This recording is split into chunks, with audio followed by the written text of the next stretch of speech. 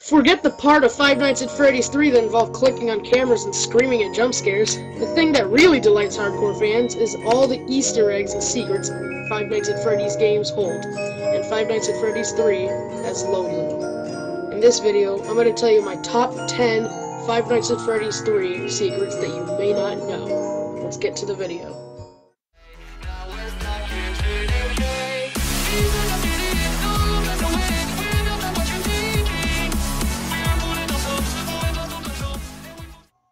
So, just imagine that you're just sitting there playing Five Nights at Freddy's 3, and then this thing jumps out at you. He's trying to take off his head. You didn't just get off a long day at work, Barney. Come on, put your head back on. No, but this is seriously Springtrap. Now, conspiracy theory says that Springtrap is said to pull off his head if you ever see him. It's kind of weird, but yeah, that's there. You might already know this, but in Five Nights at Freddy's 3, there's a paper plate Bonnie and a Bonnie plush. Yeah, the paper plate thing kind of looks like what I made in kindergarten when the teacher asked us to make a bear.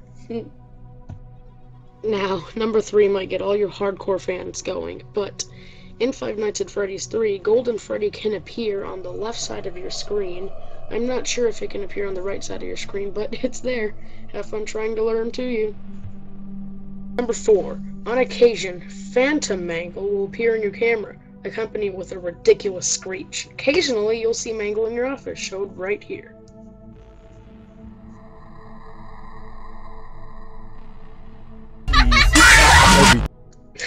Got you. Just keeping you on your toes. It's all fun and games, right? Right? Right?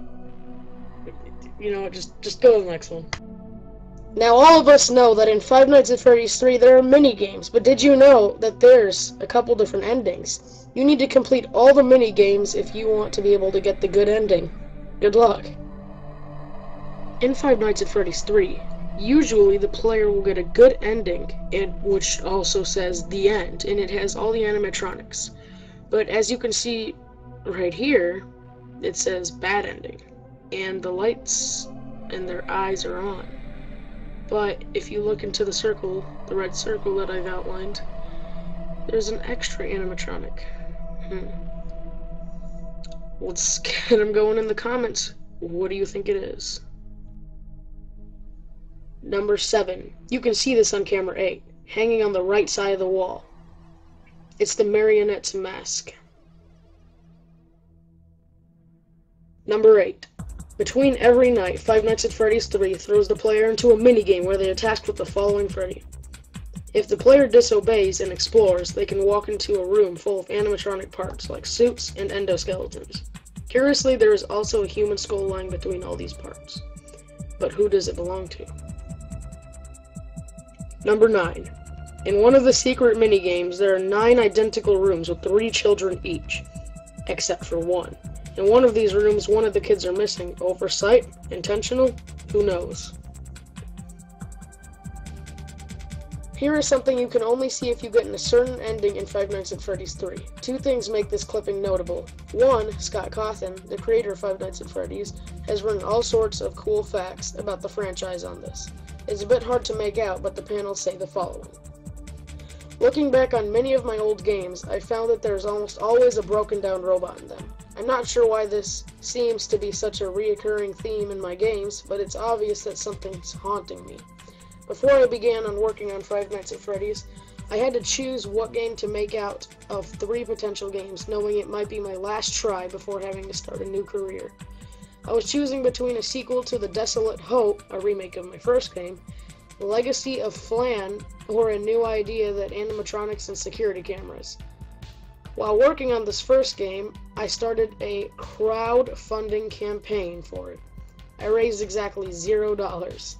Fun fact, the name Freddy, Bonnie, Chica, and Foxy were just nicknames while I worked on the characters. I was planning on giving them official names later, but had grown very fond of them by the time the game was done. In the original game, Freddy was never originally meant to move around the diner, and was only meant to get you if your time ran out. This was changed before the release.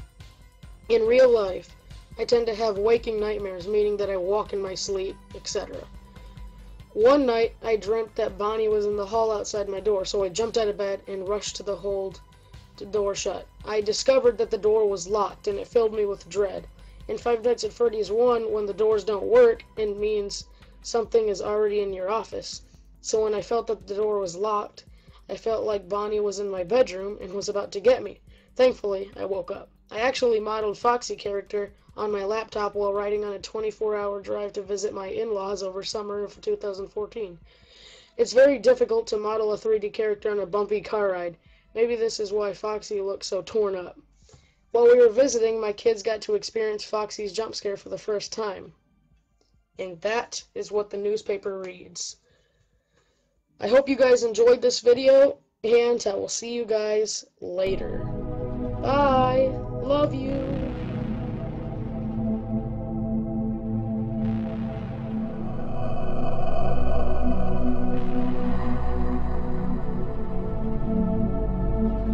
Scary skeletons and shivers down your spine. Shrieking skulls will shock your soul, seal your doom tonight.